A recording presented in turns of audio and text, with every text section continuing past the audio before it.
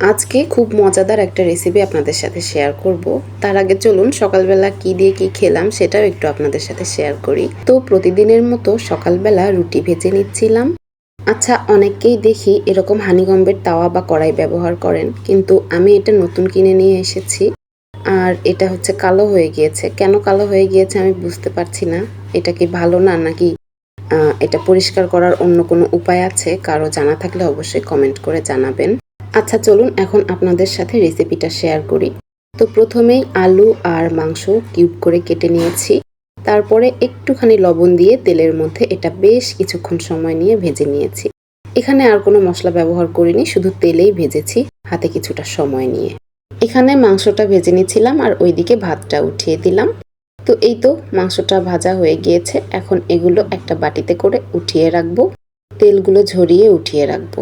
এখানে দেখছিলাম মাংস থেকেও বেশ কিছুটা তেল বের হয়েছে। তো নতুন করে আর এখানে তেল দেওয়ার প্রয়োজন নেই। ওই তেলেই আমি পেঁয়াজ কুচি দিয়েছি। তারপর দিলাম পরিমাণ মতো লবণ, হলুদ আর এখানে টমেটো সস দিয়েছি। ভিডিওর জন্য ছোট্ট একটা বাটিতে নিয়েছিলাম, পরে দেখি যে আরও লাগবে, তো আমি আরও একটু টমেটো সস দিয়েছিলাম। আর পরিমাণ মতো আদা, রসুন বাটা আর জিরা বাটা দিয়ে দিয়েছি। তারপর মশলাটা খুব ভালোভাবে কষিয়ে নিয়েছি আর ওই যে ভেজে রাখা মাংস আর আলুগুলো দিয়ে দিয়েছি, আর সাথে দিয়েছি পরিমাণ মতো মরিচের গুঁড়া।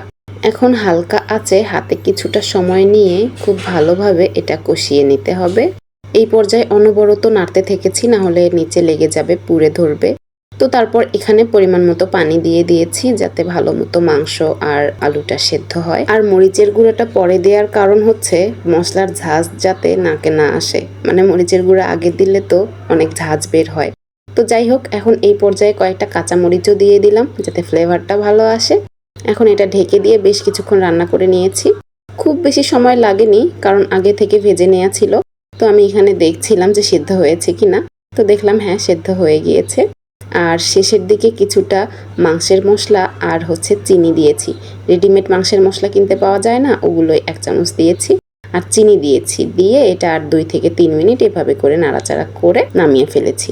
আর এই খাবারটা এত বেশি টেস্ট হবে আমি কল্পনাও করতে পারিনি। এটা খালি মুখে খেতেও যেমন ভালো লাগছিল, আবার গরম ভাতের সাথে খেতেও অনেক ভালো লাগছিল। তো একবার হলেও ট্রাই করে দেখবেন। তো দুপুরের খাওয়া দাওয়া তো এটা দিয়েই করলাম, আর বিকেল বেলা চা সাথে রুটি খেয়েছিলাম। মানে অনেক মাথা ব্যথা করছিল, এত বেশি মাথা ব্যথা করছিল যা বলার মতো না। আর আমরা বাঙালিরা মাথা ব্যথা করলে প্যারাসিটামল না খেয়ে কি খাই? চা খাই। হ্যাঁ, মাথা ব্যথার প্রধান ওষুধ চা। তো ক্ষুধাও লেগেছিল, আর এভাবে চা দিয়ে রুটি খেতে আমার অনেক ভালোই লাগে। আজকের ভিডিওটা এখানেই শেষ করছি। আল্লাহ হাফেজ।